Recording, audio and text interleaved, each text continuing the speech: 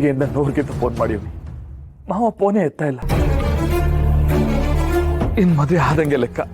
ಮಾವ, ಉತ್ತರ ಏನು ಅಂತಾನೆ ಬರ್ದಲೆ ಹೇಗ್ ಡಿಸೈಡ್ ಮಾಡ್ತೀಯಾ? ಏನ್ ಪಾರು ಹಿಂಗ್ ಅಂದ್ಬಿಟ್ಟೆ? ಉತ್ತರ ಬರದೇ ಇರೋದೇ ಒಂದು ಉತ್ತರ ಅಲ್ವಾ? ಎಲ್ಲ ಈ ಹೆಂಗಸಿಂದನೇ ಆಗಿರೋದು.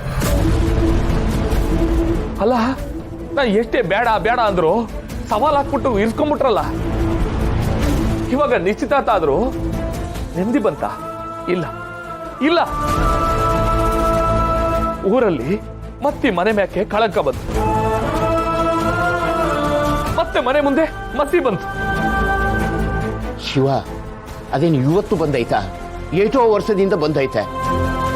ನೀನೆಲ್ಲ ಇವತ್ತೇ ಬಂದ್ಬಿಡ್ತು ಮನೇಲಿ ಮುಳುಗೋಯ್ತು ಅನ್ನೋ ತರ ಆಡ್ತಿದ್ಯಾ?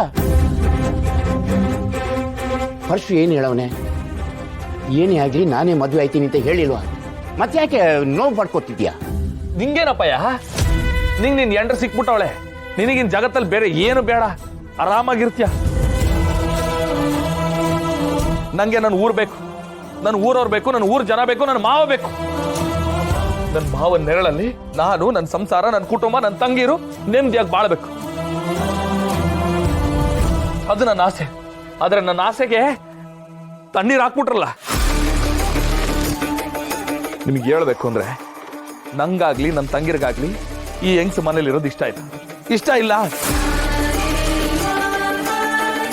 ಆ ಲೆಕ್ಕ ಮೆಜಾರಿಟಿ ನೋಡಿದ್ರೆ ಈ ಹೆಂಗ್ಸ್ ಈ ಮನೆಯಲ್ಲಿ ಇರಂಗೇ ಇಲ್ಲ.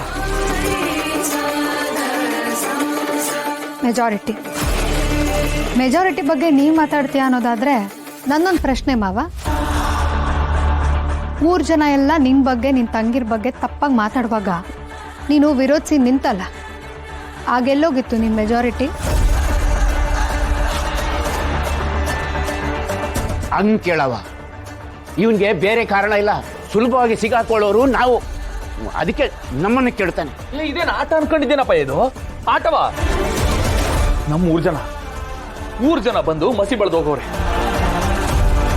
ಇಡೀ ಊರ್ ಕಣ್ಣು ನಮ್ಮ ಮನೆ ಮ್ಯಾಕೈತೆ. ಇಲ್ಲಿ ಮದುವೆ ಆಯ್ತದೋ ಇಲ್ವೋ ಒಂದು ಗೊತ್ತಾಯ್ತಿಲ್ಲ ನಂಗೆ. ಆದ್ರೂ ಯೋಚನೆ ಐತೆ.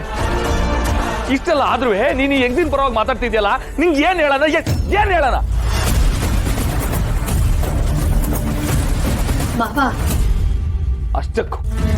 ಅಷ್ಟಕ್ಕೂ ಯಾರು ಒಪ್ಕೊಳ್ದೆ ಈ ಹೆಂಗ್ಸ್ನ ಮನೇಲಿ ಇಟ್ಕೊಳಕ್ ಹೆಂಗ್ ಸಾಧ್ಯ ಅಂತ ಕೇಳ್ತೀನಿ ಮಾವ.